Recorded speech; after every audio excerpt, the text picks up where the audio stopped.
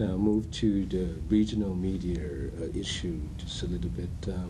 How do you look at the trend of the Asian, especially television, in the past few years? There's a lot of changes. That, like you said, there's new stations, broadcasting station coming up. There are also a lot of influx from a huge network, international broadcaster that kind of somewhat make small the local medias and make many of us feel quite incapable to upstream our content into the global view to the global viewers. How do you feel about it? What kind of movement are we facing right now in the media sense? Well, it's perhaps a very interesting time for the Asian media. There's an ancient Chinese curse that says, "May you live in interesting times," and I believe we are indeed living in interesting times, media-wise.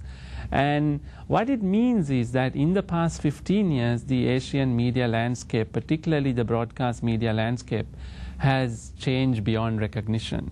When I started my media career about 18 years ago, and in the late 80s, we still had very limited choice as viewers, as audiences, when it came to television.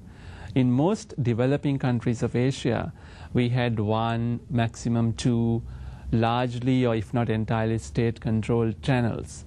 And in fact, when the 1990s decade began, statistically, there were 2.3 channels on average in each Asian developing country.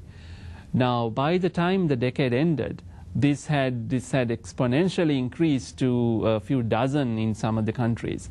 So during that 10-year period, a number of factors such as media deregulation, the influx of foreign investment from other parts of the world to Asia, and also a number of emerging Asian media conglomerates, these gave rise to this expansion of channels and of media companies and players.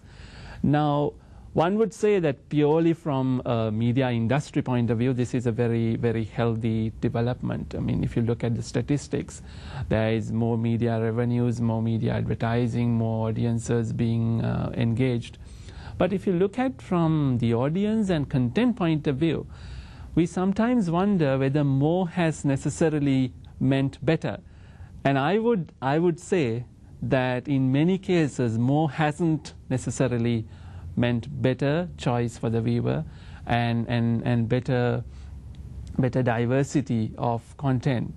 We seem to be having more of the same, and each channel seems to be mirroring the content plan of most other channels in existence, in operation.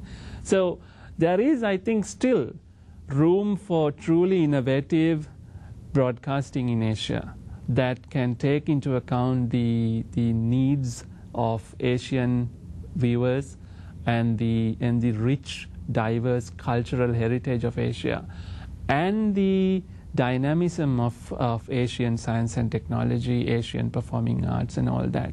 So in a sense, there are opportunities that have yet to be tapped in Asian media 15 years after this rapid expansion started.